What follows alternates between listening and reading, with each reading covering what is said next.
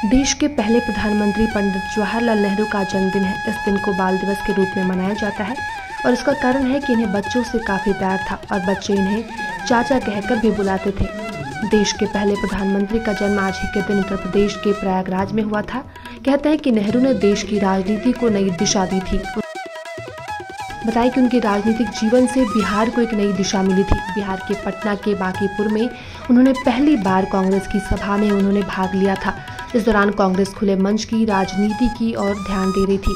इस कारण वह कांग्रेस का हिस्सा बने थे और साल 1912 में पटना के बांकीपुर में वह बतौर प्रतिनिधि शामिल हुए थे। यहाँ से उन्होंने राजनीति में आगे का सफर तय किया था। इसके बाद वह देश के प्रधानमंत्री बने। पंडित जवाहरलाल नेहरू पहले कांग्रेस के अध्यक्ष बने थे। इसके बाद वह देश के पहले प्रधानमंत्री बने। देश की आज़ादी के बाद लगातार 4 बार पंडित जवाहरलाल नेहरू देश के प्रधानमंत्री बने। बताया कि अपने जीवन काल में आज़ादी की लड़ाई के दौरान वह जेल भी गए थे। मालूम हो कि जवाहरलाल नेहरू देश के पहले प्रधानमंत्री थे। चुनाव के समय में कई पार्टियों की टक्कर हुई थी। इसमें कांग्रेस, हिंदू महासभा और सिख व अकाली प्रमुख पार्टियां थी। चुनाव में कांग्रेस ने जीत हासिल की थी।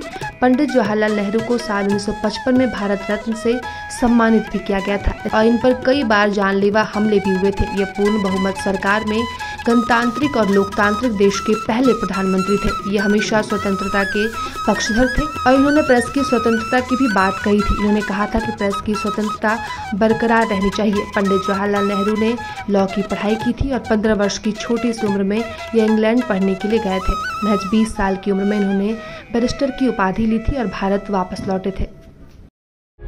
प्रभातखबर.com, विश्वास वही, रफ्तार नहीं।